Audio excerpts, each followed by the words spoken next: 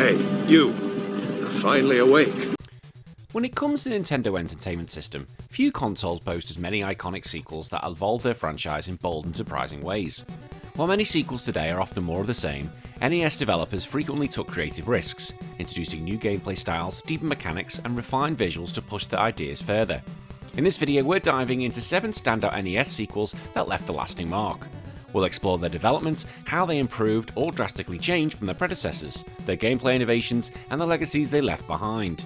Now, as always, this is just 7 that I picked out, and you're probably going to know them all, so I'd love to hear your history with these games, and if there's other ones I need to talk about, put them in the comments below. That's what this is all about, sharing stories and letting me know which ones I need to talk about.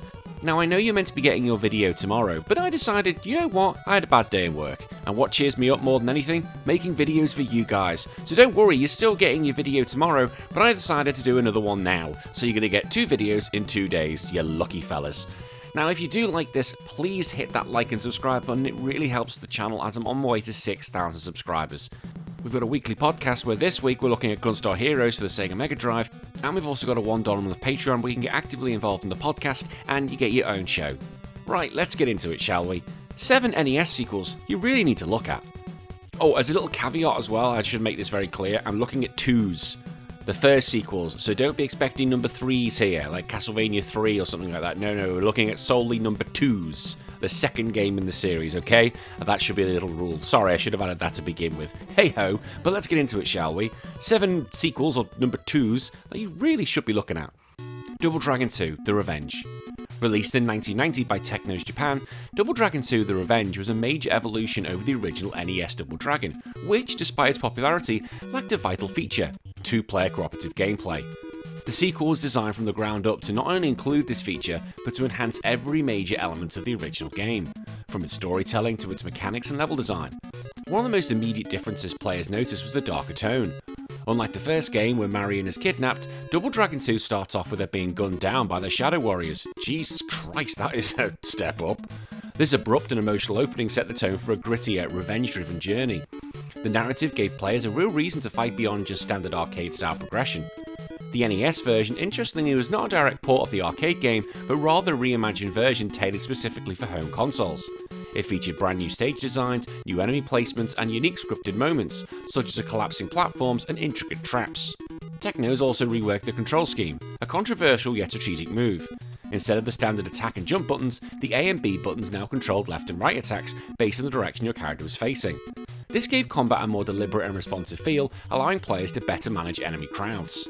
The cycling spin kick became one of the game's most iconic moves, and players could also perform uppercuts, elbows, and knees by timing attacks after knockdowns. The complexity of these moves encouraged players to master timing and placement rather than button mash. One of the biggest and most praised changes was the inclusion of simultaneous 2-player co-op. This is a monumental shift, especially considering that the original NES Double Dragon restricted players to alternating turns in single-player mode. Finally, being able to tackle the game's challenging enemies and platforming sections with a friend significantly boosted its replay value and fun factor.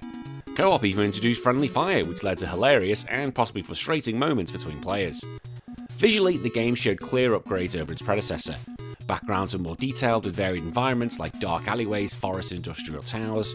The character sprites were larger and more expressive, and there were far fewer instances of flickering and slowdown compared to the first game. Technos clearly pushed the NES hardware to deliver a cinematic and smooth experience. Musically, the game's soundtrack was hard-hitting and atmospheric, with themes that perfectly complemented the gritty, revenge-focused narrative. The track used during the helicopter stage in particular stood out as a fan favourite. Every level had a distinct audio identity that reinforced the game's darker, more intense vibe. Critics at the time praised the improvements, especially the multiplayer functionality and the enhanced fighting system. The game's difficulty remained high, but players appreciated that success came from skillful timing rather than cheap enemy tricks. While some found the platforming segments frustrating, most reviewers recognised Double Dragon 2 as a significant leap forward for beat-em-ups on the console. The combination of varied stages, tight combat mechanics, and improved controls marked it as a standout title. Double Dragon 2's legacy is one of refinement and ambition.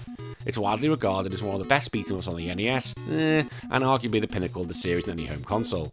By listening to fan complaints from the first game and responding with more complete, polished experience, Technos delivered a sequel that didn't just live up to expectations, it smashed them, or gunned them down. To this day, fans of the retro gaming continue to cite Double Dragon 2 as a benchmark for how to improve upon a classic while keeping its core spirit intact. Mario Bros. 2. After the staggering success of Super Mario Bros. In 1985, Nintendo had a follow-up ready in Japan by 1986, titled Super Mario Bros. 2. However, that game, later known as The Lost Levels, was essentially a more difficult version of the original. When Nintendo of America evaluated it for Western audiences, they deemed it too punishing for casual players and feared it might damage the Mario brand. Their solution was both unconventional and ingenious: take another Japanese title, Doki Doki Panic, and rework it into a brand new Mario game for North America. Released in 1988 in the US, this new Super Mario Bros. Was a radical departure from the original. Nintendo's developers replaced Doki Doki Panic's characters with Mario, Luigi, Princess Peach, and Toad, each with their own unique abilities. This change wasn't just cosmetic, it was both strategic depth to the gameplay. Luigi had an exaggerated jump height but slippery footing, Toad was fast and could pick up items quickly, Peach could hover mid-air, perfect for bypassing tougher platforming sections, and Mario, as usual, was the all-balanced all-rounder. Rather than stomping on enemies, players now picked up vegetables, because of course they did. They could pick up bombs and even enemies themselves to hurl them. The mechanic fundamentally shifted how players approach combat and level navigation. Instead of fire flowers and power-ups, players relied on their chosen character's abilities to overcome obstacles. The levels were also more vertical than horizontal, emphasising climbing, timing and discovery. Warp zones, secrets and hidden doors added to the game's replayability. The visual style was brighter and more surreal than the original Mario, filled with odd creatures like Shy Guys and Birdo, which have now become staples in the Mario world. And the final boss wasn't even Bowser, but a large frog named Wart, who can only be defeated by feeding him vegetables. That's literally me. That's how you beat me up. As long as it's a potato, I'm fine. Anything else, I'm struggling. And I can make a potato reference because I'm part Irish. God's sake, don't come at me with that. Oh, you can't say potato. I can say potato. Potato. It was a whimsical, strange, and entirely unlike what fans expected, but it worked. Development wasn't just a matter of swapping sprites. Nintendo spent considerable time rebalancing the game for the Mario universe. Music was changed, animations were smoothed out, and the difficulty was adjusted to match Western expectations. Basically, your shit. The end result was a game that felt polished and fresh, even if its origins weren't originally Mario. Critically, Super Mario Bros. 2 was well received. Reviewers praised its originality, colourful graphics and tight controls. It was different, but in a good way. Many players didn't even know the background story until years later thanks to Nintendo's tight control over the narrative, and by the time they found out, it had already earned its place in gaming history. The game's influence extended far beyond its cultural release. Characters, as I said, like Mario, Bob-omb and Birdo became mainstays in the future universe of Mario. The idea of giving characters unique abilities also carried over into games like Super Mario Bros. 3 and the Mario Kart series, and later platformers like Super Mario 3D World even revived character-specific traits directly inspired from this title. Even today, Super Mario Bros. 2 stands out as one of the boldest sequels in gaming history. I'm not a fan of it. It defined expectations, apparently, introduced lasting innovations, apparently, and proved that sometimes the best way forward is total reinvention, apparently. I joke, I know a lot of you like this game. But this is a time when sequels were expected to simply offer more of the same. This game dared to be different, completely different, and exactly what is remembered so fondly. It's not just a cult classic, it is a crucial turning point in the Mario franchise's legacy. Mega Man 2. When Capcom released the original Mega Man 1987, it was met with modest success and praise for its unique mechanics, most notably the ability to absorb the powers of defeated bosses. Despite its groundbreaking idea, the game didn't sell particularly well, and the development team were initially unsure whether a sequel would happen. But a small, passionate group of Capcom developers took it upon themselves to create Mega Man 2 in their spare time. What resulted was not only one of the greatest NES games of all time, but a sequel that laid the foundation for Capcom's most enduring franchises. Released in 1988, Mega Man 2 took everything that worked in the original and elevated it to an entirely new level. The game introduced a more refined visual style, smoother controls, more imaginative level design, and a total of 8 Robot Masters, up from the original 6. This decision alone gave players more variety and replay value, making each run through the game feel expansive and diverse. Iconic bosses like Metal Man, Flash Man and Quick Man became fan favourites, not only for their creative designs, but their memorable music and unique weapons. Speaking of weapons, Mega Man 2 perfected the formula of giving the player meaningful tools. Each boss dropped a power that could be strategically used in other levels. But let's be honest though, all you need is a Metal Blade. It's ridiculous. Metal Man's Metal Blade is just broken because it can fire in every direction and it's incredible. Just use that, okay? Simple, done. But you can use it in every single stage. The balance of risk and reward in choosing the order of stages created a kind of emergent puzzle solving that rewarded players' curiosity and mastery. One of the most noticeable enhancements was the introduction of energy tanks, which allowed players to refill their health at will. This simple addition gave players more control over their survival, particularly during the more intense boss encounters and during the brutal, wily castle stages. Another innovation was the inclusion of 3 support items, gained by defeating specific bosses, which helped Mega Man traverse difficult areas. These tools added verticality and creativity to the platforming, allow for more layered level design from the first game. Graphically, the game was a step up from the original. Backgrounds are more detailed and colourful, with each level having a distinct theme, being it Flashman's shimmering crystal caverns or Airman's sky fortress. The sprite work was clean and expressive, and Capcom pushed the NES hardware impressively, minimising flicker and slowdown despite the increase in on-screen action. Tracks like Dr. Wily Stage 1 are still celebrated as one of the greatest 8-bit compositions ever created. From a gameplay standpoint, Mega Man 2 was tough, but fair. The difficulty was adjustable, as a feature absent in the first game with normal and difficult settings, catering to both newcomers and veterans. The stage design was more cohesive, with better placed hazards, smarter enemy layouts, and a more consistent learning curve. The bosses themselves had a more defined attack pattern and weaknesses, making each encounter feel like a test of knowledge as much as reflexes. Critically, the game was a smash hit. It received widespread acclaim from magazines like Nintendo Power and Electronic Gaming Monthly, and quickly became a bestseller for Capcom. Its success ensured the continuation of the Mega Man series, which would go on to span dozens of sequels and spin-offs. More importantly, it cemented Capcom as a dominant force on the NES and the console gaming industry at large. Compared to the original, Mega Man 2 was bigger, bolder, and more polished in every conceivable way. While the first game introduced the basic blueprint, it was a sequel that perfected it and captured the hearts of players around the world. Its influence can be felt in countless platformers that followed, and its design principles are still studied and emulated by indie developers today. To this day, Mega Man 2 remains a shining example of what a sequel could be. It took risks, listened to feedback, and delivered an experience that was both challenging and accessible. It didn't just follow in the footsteps of its predecessor, it ran with the torch and lit the path forward for the entire genre. Teenage Mutant Ninja Turtles 2, the arcade game. When TMNT 2, the arcade game, launched on the NES in 1990, it was met with massive anticipation. Based on the immensely popular 1989 Konami arcade game, it promised to bring the action-packed beat-em-up experience of the arcades into the home. The original TMNT game on the NES had sold well despite criticism for its punishing difficulty and confusing level design, so expectations were high for the second outing. What Konami delivered was not just a much improved sequel, but a genuine fan favourite that stood out as one of the best beat-em-ups on the console. The story of the game followed the standard form of the cartoon series.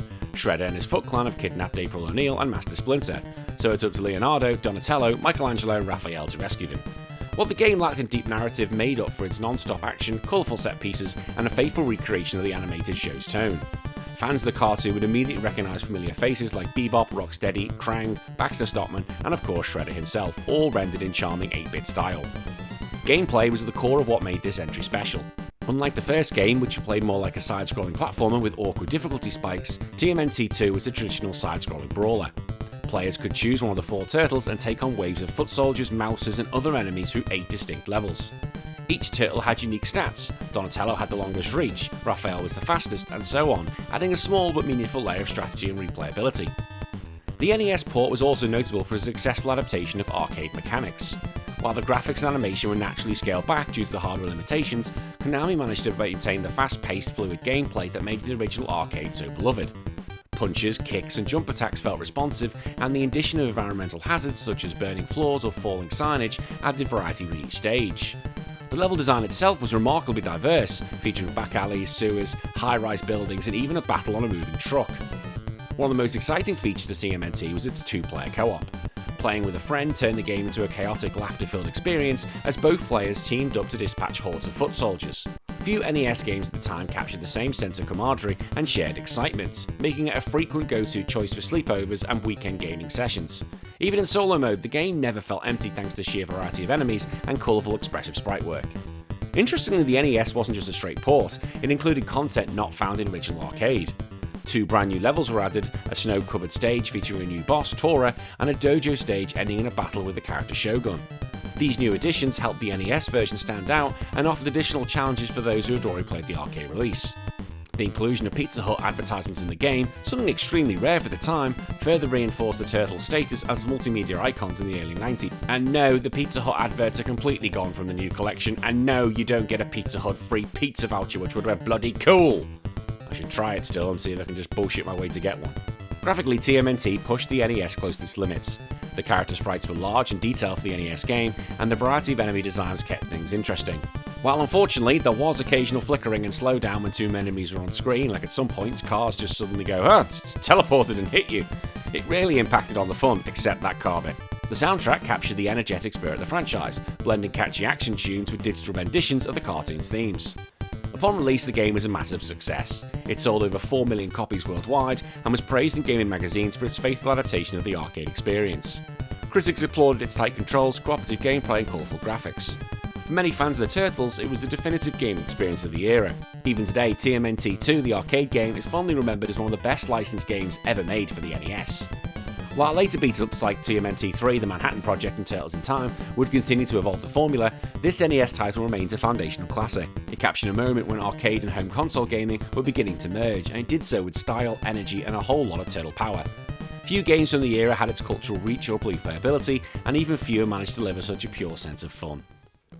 DuctTales 2. And I loved DuctTales. I loved the original cartoon growing up. What? Oh god, everyone could sing that song. It's in your head. I guarantee the DuctTales theme tune is now in your head. If so, you've got to leave a like and a comment. You have to, because it's in my head and it's not leaving. Either way, DuctTales 2, released in 1993 for the NES, served as a direct sequel to the beloved Capcom platform DuctTales, based on the Disney animated series DuctTales, woo! Oh god, sorry. Despite its impressive quality, the game arrived during the NES's twilight years, leading to limited sales and reduced visibility. This unfortunate timing led many players to miss out on a title that not only retained the charm and polish of the original, but also introduced numerous improvements that made it a standout swan song for the console. In terms of development, DuctTales 2 is once again helmed by Capcom's talented team, including producers and designers familiar with the successful Mega Man and Disney collaborations. The game leveraged the same engine as its predecessor, but refined its mechanics and level design. Development focused on deepening the gameplay experience rather than reinventing the formula, with emphasis placed on exploration and puzzle-solving elements. The gameplay remained faithful to the original, with players controlling Scrooge McDuck as he embarks on a globe-trotting adventure to recover pieces of a lost treasure map.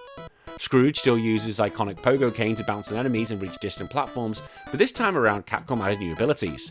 This included dragging objects, using cannons, and interacting with environmental elements like hooks and zip lines, enhancing the game's strategic and exploratory components. One of the standout differences from the first DuckTales is the non-linear structure of DuckTales 2. Players could revisit levels to access previously unreachable areas once they acquired certain abilities or clues, adding a light Metroidvania-style approach. This made the experience feel more open-ended and rewarding for players who enjoyed combing each stage for secrets and treasures. Graphically, DuctTales 2 pushed the NES to its limits. Backgrounds and character sprites were colourful, expressive and crisply animated, with Lust-level themes ranging from ancient temples to submerged cities. The soundtrack, while not as instantly iconic as the first game's Moon theme, still delivered catchy and atmospheric tunes that complemented each level's locale perfectly. Critically, DuctTales 2 received positive reviews, but it was barely acknowledged in the gaming press at the time due to its low-profile release and the industry's focus on the newer 16-bit shiny systems. It would later become one of the rarest and most expensive NES cartridges to collect, partly due to its limited production run. In retrospect, many fans and critics have recognised it as a high-quality platformer that built meaningfully on its predecessor. DuctTales 2 Legacy is that of a hidden gem, a game that integrated intelligently on a classic formula and delivered one of the most refined platform experiences on the NES. It's often praised for its tight controls, clever design, and adherence to Disney's brand's charm. Though it arrived too late to make a major splash, it remained a testament to Capcom's mastery of 8-bit development and Disney storytelling. While the first game leaned more towards pure action platforming, the sequel felt more ambitious in structure and mechanics, giving players more reasons to explore and experiment. It stands out as a polished, heartfelt farewell to the NES era from one of the system's most reliable developers. DigDug II. DigDug II released in arcades in 1985 and later ported to the NES, and it was a bold attempt to reinvent Namco's popular arcade classic. Unlike the first game's underground tunneling gameplay, DigDug II took a drastically different approach by placing the action above ground on a series of tropical islands. This radical shift in gameplay style was both innovative and divisive, contributing to the sequel's lukewarm reception. The NES version of DigDug II arrived in North America in 1989 during a wave of arcade to console ports. The original DigDug had been a staple of early 90s arcade, praised for its simple but addictive gameplay, and fans expected a similar experience from its follow-up. However, DigDug II introduced a completely new mechanic that fundamentally altered the way the game was played. Players once again took control of Taizo Hori, the heroic digger, but instead of digging tunnels, he now walks across the surface of armor maps. His mission remained the same: defeat the familiar enemies Puka and Figar, but this time uses a jackhammer to drill fault lines into the island, causing entire chunks of the land to fall into the sea, dragging enemies along with them. That is horrifically dangerous. Alternatively, Taizo can use his air pump to inflate and pop enemies, though it's riskier in open space. This gameplay twist emphasised strategy over reflexes. Players had to plan their moves carefully to trap multiple enemies with a single landmass before triggering a fault line. This mechanic introduced a risk versus reward system that added complexity, but also made the game slower and less immediately gratifying than the original. Graphically, DigDug II retained the bright cartoon aesthetic of its predecessor, but didn't push the NES hardware particularly hard. Environments were static and repetitive, though the characters were well animated. The soundtrack, while pleasant, lacked memorable hooks and was ultimately overshadowed by more dynamic NES games at the time. Critics and players were split on DigDug II. Some appreciated Namco's willingness to innovate, while others were disappointed by the departure from the formula that made the first game a hit. Reviews were generally average, citing the game's slower pace and lack of variety as notable flaws. It didn't perform well commercially and quickly faded from public memory. The game's legacy is one of experimentation.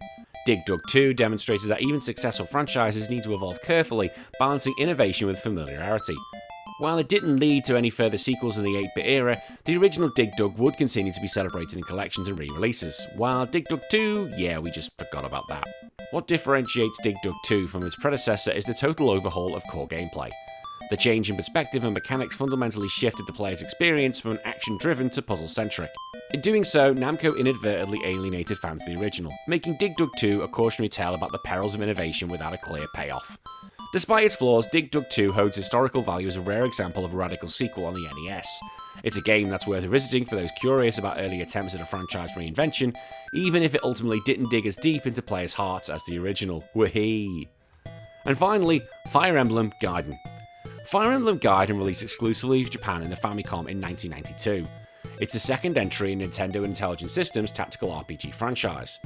Following the surprise success of the original Fire Emblem, Shadow Dragon and Blade of Light, Giden took bold creative steps that dramatically reworked the formula, introducing elements that would influence the series decades later. Unlike its predecessor, Fire Emblem Giden introduced exploration, town visits, and an overworld map, mechanics far removed from its original's rigid chapter-based structure. These innovations set it apart not only from its predecessor, but from most strategy games of the era. The development team wanted to experiment and offered players a different kind of role-playing experience that blended tactical combat with RPG-style freedom. The game follows dual protagonists, Alm and Cecilia, childhood friends that are separated by fate and united by a war that threatens their continent. Their campaigns unfold in parallel, each commanding their own armies across different regions of the land of Valentia. Players could freely switch between their perspectives by navigating an overworld, a first for the series that allowed for a more open, non-linear progression. Combat maintained the core Fire Emblem mechanics of turn-based strategy on grid maps, permadeath, and weapon-based combat. However, Giden simplified many aspects. Weapon durability was removed, class promotions were streamlined, and magic was cast using health points instead of a separate resource. Yeah, that shocked me when I first started playing it. These changes made the games more accessible, but also less tactically deep than its predecessor. The game's towns provided side quests, story details, and opportunities to recruit new allies. This added a sense of immersion and world building previously unseen in the series. Dungeons, complete with random battles, offered grinding opportunities, giving players a more traditional RPG experience with a strategy framework. Though these were quite primitive by today's standards, they were ridiculously ambitious for the NES. Graphically, Giden improved slightly on its predecessor, with more diverse environments and larger character sprites. The soundtrack featured stirring and beautiful tracks that helped convey the emotion of each campaign, especially in Celica's more tragic art. Yes, I've remembered it's pronounced Celica because I've played this and the remake Shadows of Valentia and I remembered it's pronounced Celica. Don't shout at me in the comments, well you can, I just remember now. And I'm not going back to edit because I'm lazy. Upon release, Giden received praise in Japan for its scope and innovation, but it was also criticised for straying too far from what fans expected from a Fire Emblem title. Some felt the balance was off due to its simplified systems, and the game's pacing was occasionally uneven. Nevertheless, it sold respectively and maintained a cult following in Japan. For years, Giden remained a curiosity outside Japan and often discussed among importers and series enthusiasts. It wasn't until 2017 that Western audience got an official remake in the form of Fire Emblem Echoes Shadow of Valentia on the Nintendo 3DS, which reintroduced its ideas and new generation and vindicated its bold design choices. Fire Emblem Giden stands as a brave and unconventional sequel that dared to evolve the series in new directions. It broke free from the formula of its predecessor and created a hybrid experience that, while flawed, was forward-thinking. Many of its concepts, free roaming, split narratives, simplified mechanics, would re-emerge in later titles like Fire Emblem Awakening and Three Houses. What sets Giden apart is its willingness to experiment, and while some of its changes didn't fully succeed, its legacy lies in proving that the Fire Emblem formula could be flexible. It's a foundational title whose ideas shaped the franchise's future, and a fascinating NES sequel that was years ahead of its time. And that's it, 7 NES sequels that you really should have a look at. What do you think? Do you agree with this list? And if so, put your comments in below, and if there's ones I've missed, let me know as well.